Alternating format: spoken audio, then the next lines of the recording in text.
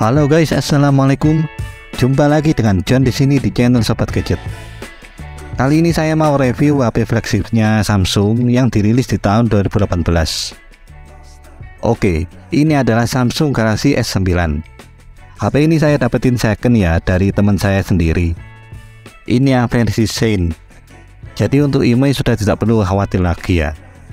Dan untuk kondisinya ini masih normal. Tidak ada masalah di layar kayak shadow, flicker, atau green screen.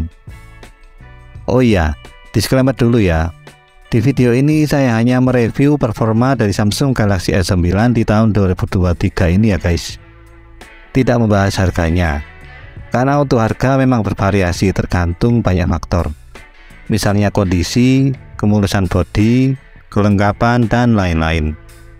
Jadi jika kalian mau cari Samsung Galaxy S9 ini bisa cari sendiri di marketplace, e-commerce, atau toko online favorit kalian. Oke, langsung saja mari kita mulai pembahasannya ya. Pertama kita bahas soal bodinya. Bodi dari Samsung Galaxy S9 ini jelas memakai bahan yang sangat premium. Bodi terasa compact dan solid banget kalau dipegang. Untuk bagian depan dan belakang dari Samsung Galaxy S9 ini memakai kaca berjenis Corning Gorilla Glass 5 serta frame yang terbuat dari aluminium untuk melingkari bodinya. Di bagian samping kanan HP ini terdapat tombol power, lalu untuk atasnya ada mikrofon dan slot SIM yang sistemnya hybrid. Lalu untuk samping kirinya ada tombol volume dan masih ada tombol Bixby yang letaknya di bagian bawah tombol volume. Dan di bagian bawah ada lubang jack 3,5 mm, lubang charger Type-C, dan speaker yang sistemnya stereo. Oke, lalu bahas soal layarnya. Untuk layar yang dipakai oleh Samsung Galaxy S9 ini adalah Super AMOLED yang sudah support HDR10 dengan ukuran 5,8 in dengan bentang layar 18:9 yang beresolusi Quad HD.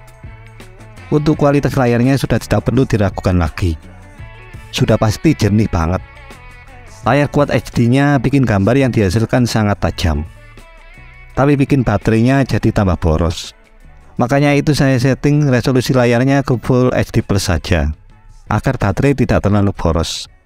Lagi pula mata kita juga tidak bisa membedakan layar Full HD Plus dan Quad HD. Untuk refresh rate-nya masih 60 Hz, belum 90 Hz atau 120 Hz. Untuk pemakaian di bawah sinar matahari ini masih bisa dioperasikan biarpun kecerahannya belum dimentokin ya. Tapi layar dari Samsung Galaxy S9 ini masih bisa terlihat. Tapi kalau kurang terang bisa dimentokin aja guys. Saya nggak tahu ya tingkat kontrasnya ini sampai berapa nits. Tapi untuk tingkat kecerahannya ini sudah bagus banget guys daripada HP-HP lain. Ini kecerahannya udah bagus kalau dipakai di bawah sinar matahari, jadi masih kelihatan jelas. Lalu untuk haptic feedback dari Samsung Galaxy S9 ini terasa fleksibel banget. Getarannya halus, sentuhnya juga sangat responsif, tidak ada touch delay. Lalu untuk multitouch-nya ini sudah pasti bisa 10 sentuhan jari. Lanjut ke bagian audionya. Samsung Galaxy S9 memakai sistem dual speaker yang letaknya di earpiece dan pojok kanan bawah. Untuk hasil suaranya ini bagus banget. Suara bassnya cukup nendang. Ditambah sama fitur Dolby Atmos yang menambah hasil suaranya jadi makin mantap. Dan berikut contoh suaranya.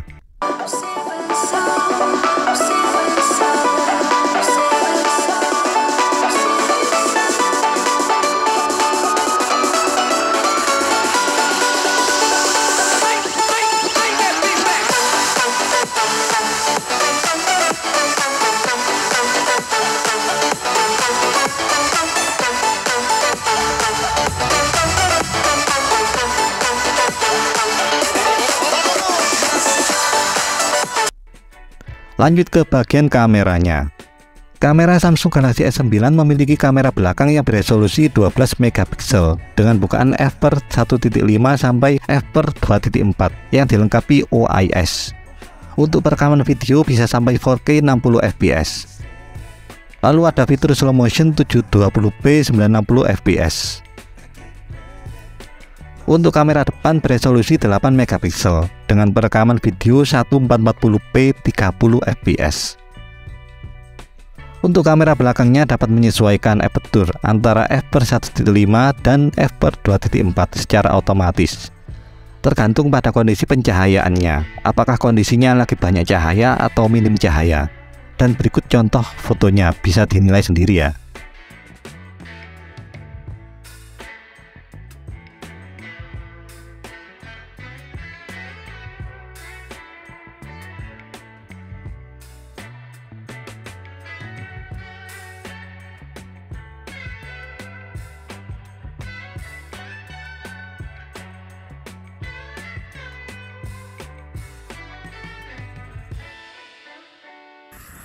Oke guys, ini adalah contoh perekaman video dari Samsung Galaxy S9 di resolusi 1080 30 fps. Ini kalau buat jalan stabil banget ya.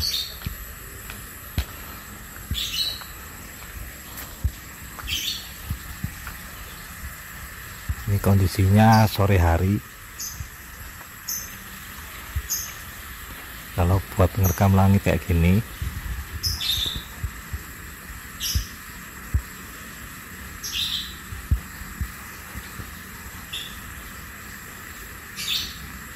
ini fokusnya juga cepet nih ya.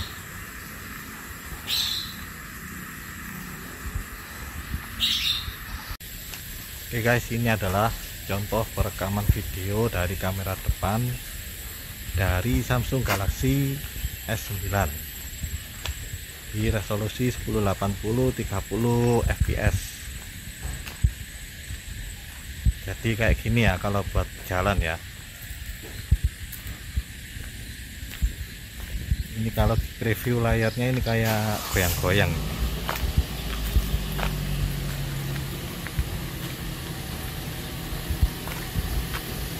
Kalau buat ngerekam langit kayak gini.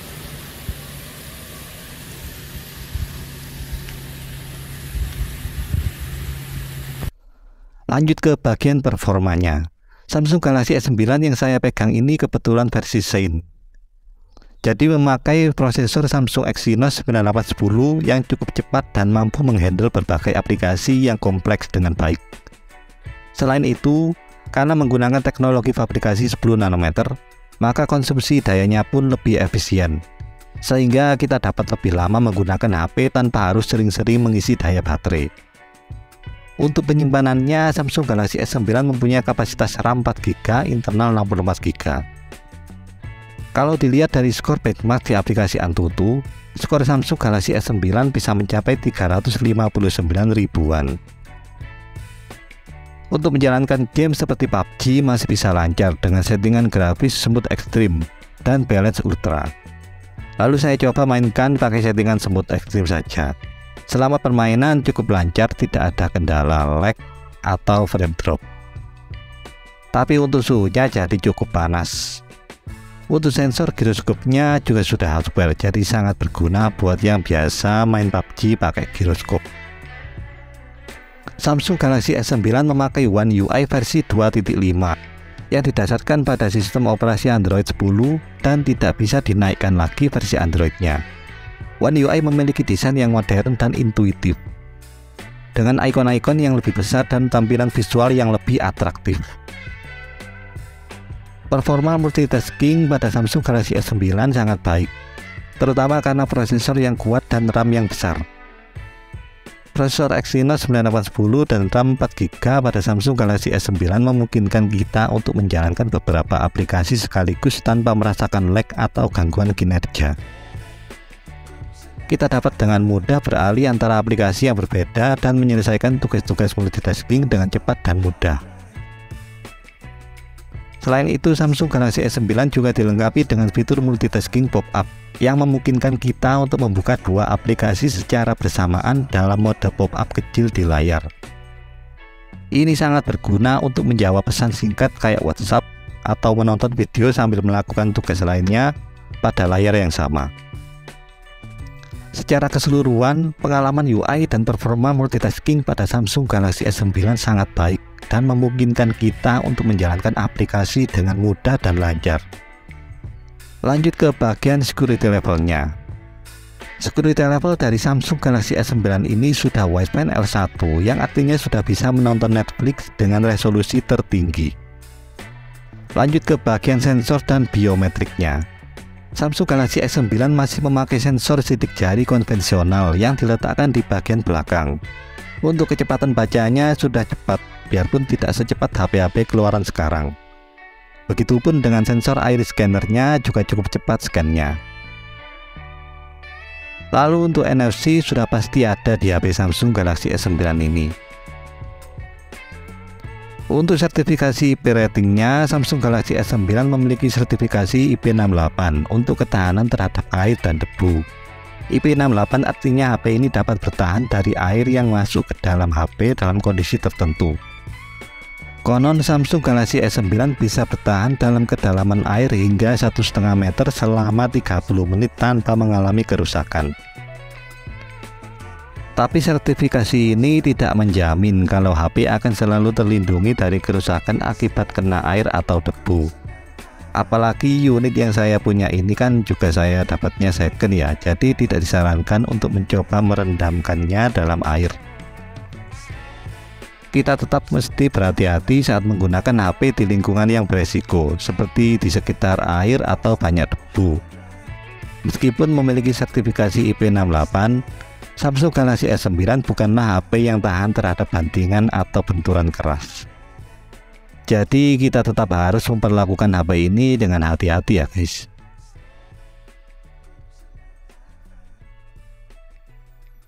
Lanjut ke bagian baterainya.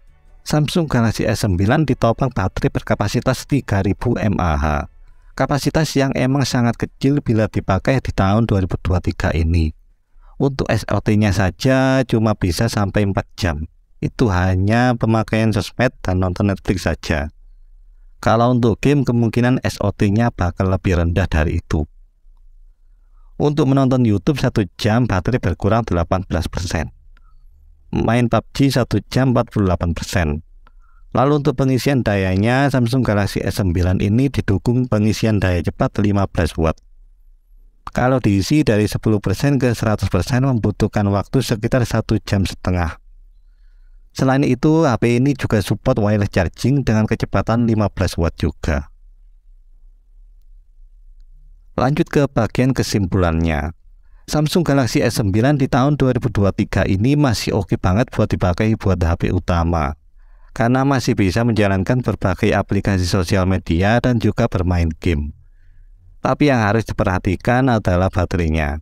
Harus selalu bawa charger bila bawa HP ini keluar rumah.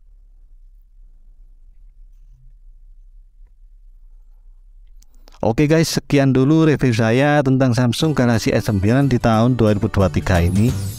Semoga bermanfaat dan jangan lupa tekan tombol like dan subscribe ya. Sampai jumpa di video selanjutnya. Wassalamualaikum warahmatullahi wabarakatuh.